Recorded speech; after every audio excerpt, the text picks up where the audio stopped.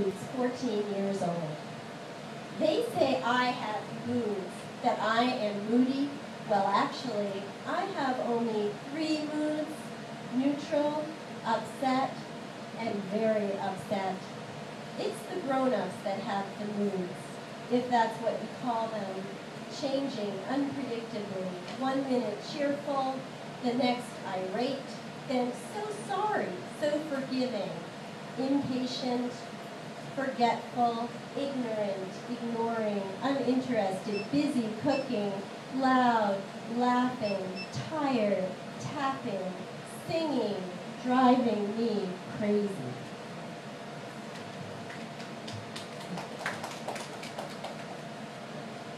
October light.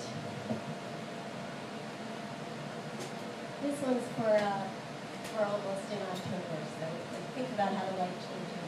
October morning light on bare trunk of oak tree, seen out the window as I drive to see you. Or is it maple? I didn't notice the leaves, though they may have been bright orange or red or green, bright orange with veins, still green. Only the gray-brown, textured trunk, a woman's body, legs crossed, standing, belly full, navel catching the sun. 2 knots, nipples, breasts open, ready to receive my heart. I am the same size as you as we embrace, skin to skin, bark warmed, roots cool, stretching deep into the earth. The same size, no leaves falling, sun shining low across the bare trunk.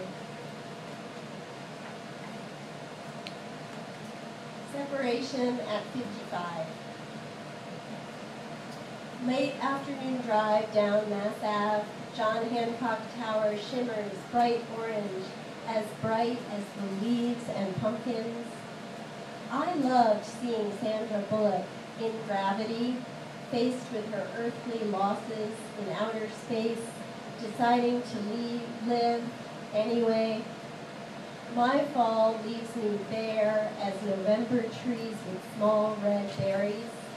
I walk a slow block with my mother, who reminds me how the British wear scarves this time of year.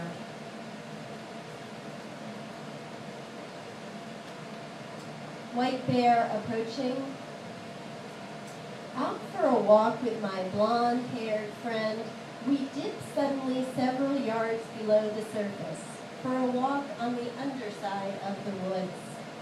We are talking, but I am wary because I can see the earth mover digging out new trails of tunnels all around us.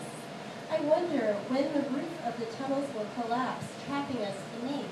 But I cannot worry about this for long because straight ahead on our trail I see a white bear approaching, fear and anger in his awesome gait. Will this end like those fairy tales and mythic campfire stories with little me befriending the giant spirit bear? I am doubtful and do not know the secret language of befriending bears and watch speechless from above as the fighting begins, all snarls and growls and scratching claws, relieved only by waking from the dream.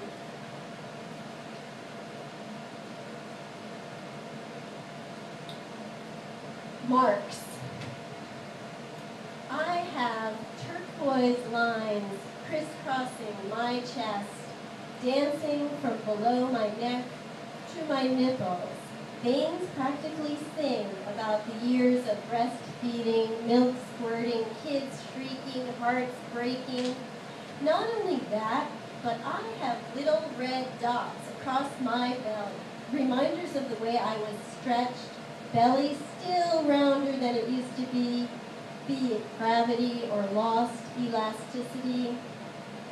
Turquoise and red are my favorite colors. My daughter wants tattoos. She already has piercings.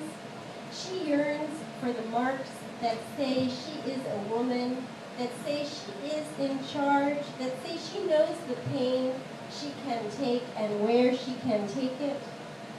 Who needs tattoos? I tried to warn her, but she is not listening. So sometimes in the process of writing poems, I learn about a new word, and this one has a word that I discovered called hold fast. It's an actual word. What I saw. Smooth, flat sheets of kelp shine dark olive, tucked in around stones. Ends of sheets fold into umbilical cords with grabby branches that attach to mussels and rocks. Some hoses broke loose in the latest storm, leaving kelp stranded on shore. Other kelp, still holding tight, dragged barnacled purple and black mussel shells ashore. Stupid kelp, I muttered. That was your mistake, to attach to so movable an anchor. And then, of course, I realized even the best hold fast to a heavy rock would have broken loose in such a storm. Not your fault. I forgive you, kelp.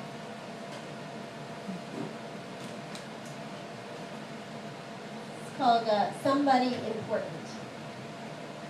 I remember the day I learned I would not grow up to be a man.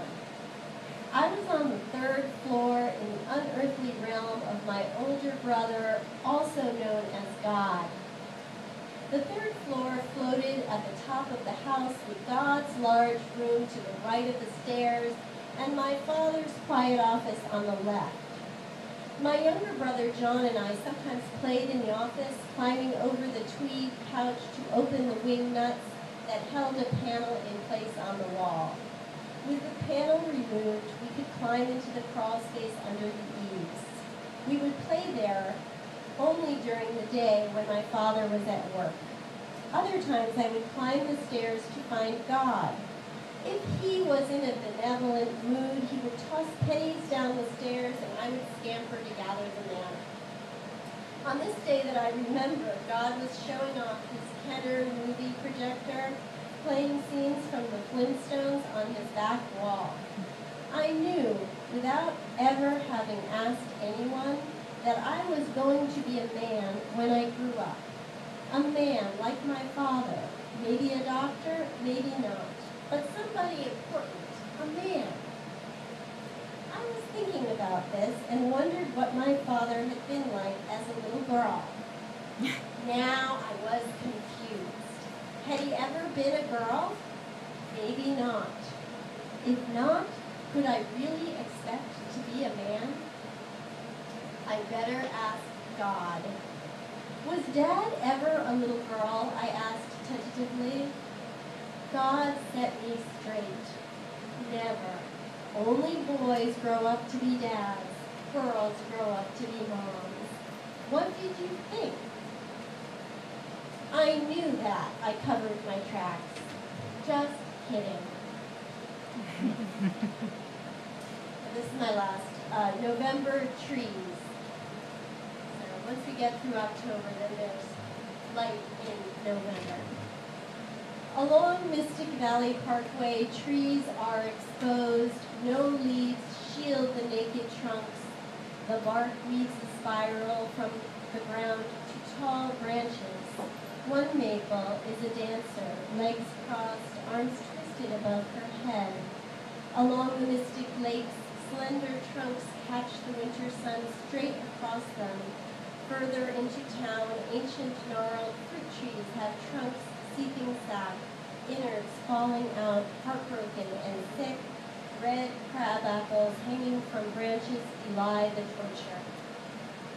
In front of a neighbor's house, thick elephant legs appear incongruous beneath the spread of the beech tree.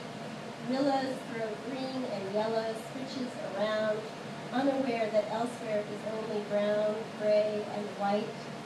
Smoky white birches lounge, bent into funny angles like old men with stiff joints and tennis elbows. At home at last I look outside. The light has changed. The maple trunks show powder blue on brownish black. Night comes while the trees stand still, reaching up anyway.